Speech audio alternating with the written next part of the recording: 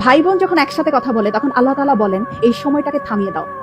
আমি খুব অবাক হয়েছিলাম এই হাদিসটা শুনে। আচ্ছা, ভাই বোন কথা বললে ফেরেশতাদেরকে আল্লাহ কেন সময় থামিয়ে দেওয়ার কথা বলল? পরে যখন ডিটেইল জানলাম তখন খুব কষ্ট লাগলো। ডিটেইলটা ঠিক এরকম ছিল, ভাই বোনের সাথে এই পৃথিবীর পরে আর কখনোই দেখা হবে না। হাসরের ময়দানে না, আখিরাতে না, কিয়ামতের পরে না, জান্নাতে না, জাহান্নামে না, কোথাও না।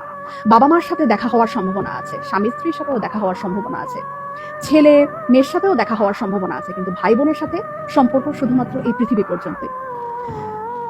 তখন এত খারাপ লাগলো ব্যাপারটা জেনে যে আমার যে বোন আছে অথবা আমার যে ভাই আছে তার সাথে আমার আর কখনোই দেখা হবে না এই পৃথিবীর পরে।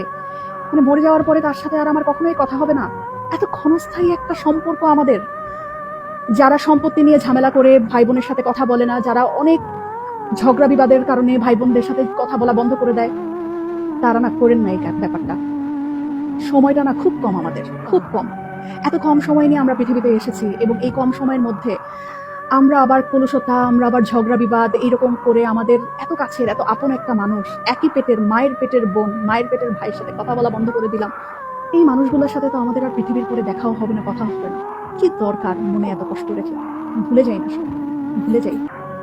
অল্প একটু সময়ের ব্যবধান, তারপরে সব নাই, শেষ।